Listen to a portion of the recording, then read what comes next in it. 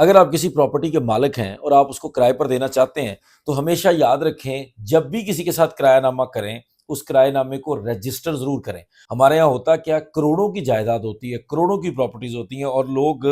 उसके ऊपर चंद हज़ार खर्च करके उसको रजिस्टर नहीं करते और उसके बाद होता क्या है कि जी हमारे इतने करोड़ की हमारी प्रॉपर्टी जो है ना, वो उसके ऊपर वो फलां बंदा काबिज़ है, वो छोड़ नहीं रहा, वो हमें किराया भी नहीं दे रहा और इस तरह के मसाइल हैं। अब केस दायर करना है, केस क्यों नहीं दायर कर रहे? क्योंकि जी अब केस दायर करने जाते हैं तो 1 साल के किराए का 10% जो है वो जुर्माने के तौर पर देना पड़ेगा।